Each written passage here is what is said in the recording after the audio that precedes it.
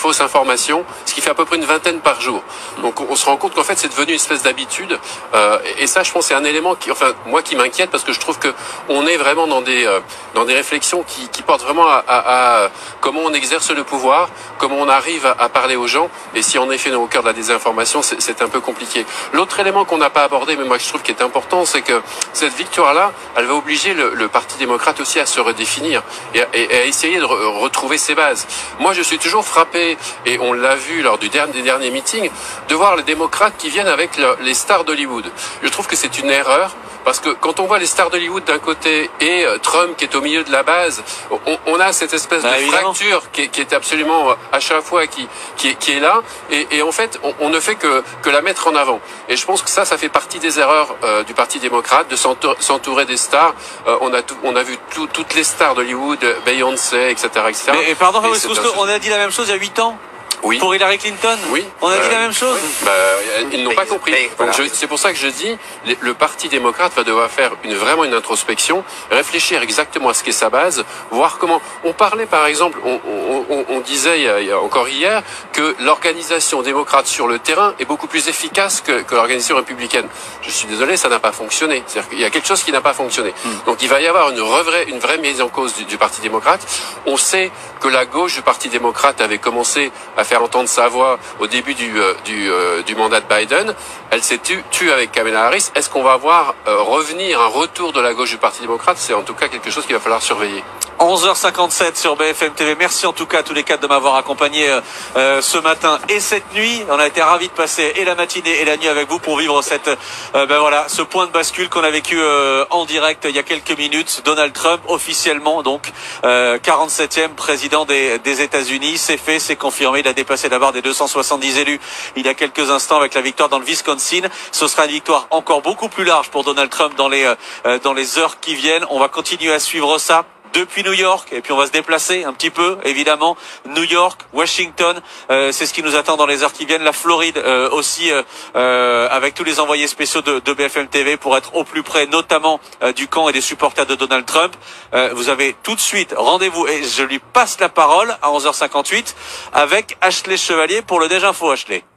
Bonjour Maxime, j'aperçois le début de l'aube derrière vous. Le jour va bientôt se lever sur la côte est américaine. Il est bientôt midi à Paris et le 47e président des États-Unis s'appelle Donald Trump. On nous avait promis des chiffres serrés. C'est en fait une vague rouge qui a déferlé ces dernières heures sur l'Amérique. Victoire sans appel du candidat républicain. Quelle réaction, quelles conséquences aux États-Unis, mais aussi dans le reste du monde? Que va-t-il se passer désormais? Les équipes de BFM TV mobilisées à New York, à Washington, à West Palm Beach ou à Pittsburgh pour vous faire vivre cette journée historique. Journée qui a commencé tôt en Floride. Il était 2h25 quand Donald Trump s'est adressé à ses partisans. Nous allons aider notre pays à guérir. Notre pays allait très mal récemment. Nous allons réparer nos frontières. Nous allons tout réparer.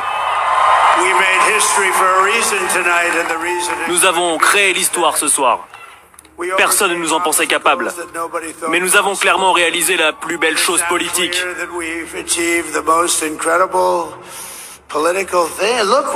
veux dire, regardez ce qu'on a fait. Il n'a pas attendu les résultats définitifs Donald Trump pour s'exprimer. Ses partisans ne les ont pas attendus non plus. Benoît Ballet, ça fait bien longtemps qu'ils sont rentrés chez eux après une folle nuit dans le camp républicain. Racontez-nous.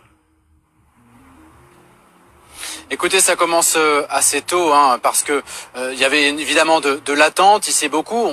On a donc eu les bureaux de vote qui ont fermé aux alentours de 21h, 22h sur la totalité des États-Unis. Et puis là, on a commencé avec un premier état clé, la Caroline du Nord, qui est tombée dans la poche de Donald Trump. Ensuite, on a parlé de la Géorgie. Et là, on a senti avec Caroline Bertolino devant, vous savez, les grilles qui tapissaient un petit peu la sécurité à l'extérieur de ce palais des Congrès où Donald Trump allait ensuite s'exprimer. On a commencé à sentir un frétillement. On nous disait ça sent bon, mais on n'osait pas encore y croire. Et puis les états clés ont continué à se teindre de rouge plutôt que de bleu, la couleur du Parti républicain plutôt que la couleur du Parti démocrate. Et puis aux alentours de 2h30 du matin, ici à West Palm Beach, Donald Trump a pris la parole, il a déclaré sa victoire, une victoire qui vient donc d'être confirmée. Et je peux vous dire que pour ces militants républicains, pour ces électeurs de Donald Trump, c'était véritablement... on a exulté ici à West Palm Beach. Je vous propose d'écouter quelques réactions. Là, on va boire du rosé toute la soirée, toute la journée, comme si j'étais à Nice. J'y vais régulièrement. Du rosé toute la journée. Et on va savourer le champagne. On va célébrer ça à la française pour célébrer la victoire de Trump. Je suis fier d'avoir voté pour Donald Trump parce que je pense que lorsque je serai diplômé en 2026, je pourrai rentrer dans une économie qui va m'aider en tant qu'étudiant en affaires, qui va m'aider en tant que jeune professionnel.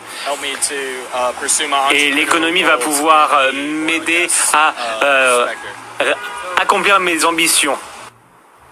Une victoire d'autant plus importante pour ces électeurs républicains que beaucoup, vous savez, refusaient d'y croire, refusaient de dire tout haut, encore aujourd'hui, qu'ils avaient confiance, qu'ils avaient envie que Donald Trump remporte cette élection présidentielle américaine. Mais vraisemblablement, les personnes avec qui on a pu parler nous ont vraiment expliqué qu'elles avaient envie de retrouver un niveau de vie qu'elles avaient durant le mandat de Donald Trump. L'inflation donc a fait beaucoup de mal à Kamala Harris et puis l'immigration a joué un rôle très important également dans ce vote en faveur de Donald Trump.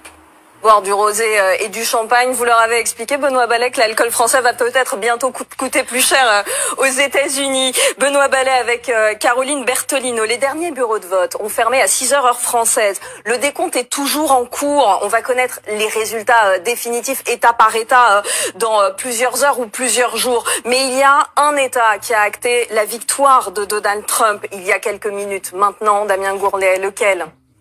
Le Wisconsin, l'un des grands États champs de bataille de cette présidentielle 2024. Et c'est un peu un symbole parce que c'est un des États pivots qui a apporté à Donald Trump les grands électeurs qui lui manquaient pour atteindre la barre des 270 au collège électoral. Il y en avait 266. Les 10 grands électeurs du Wisconsin donc ont basculé dans le camp républicain. Le Wisconsin qui est un État très rural, un État du Midwest qui a donc donné la victoire à Donald Trump. Victoire assez nette d'ailleurs. Dans les minutes qui viennent, on devrait avoir les résultats du voisin, le Michigan. Alors autant le Wisconsin est un État rural, autant dans le Michigan c'est le vote ouvrier qu'on suit avec attention. 98% du dépouillement et Donald Trump est donné très en avance dans le Michigan. Mais en réalité, Benoît Ballet l'a très bien expliqué, quand la Géorgie s'est teinte en rouge cette nuit, eh bien en réalité on a compris. La Géorgie qui avait été remportée par 12 000 voix d'avance par Joe Biden en 2020, on se souvient, ce coup de téléphone de Donald Trump, donnez-moi 12 000 voix.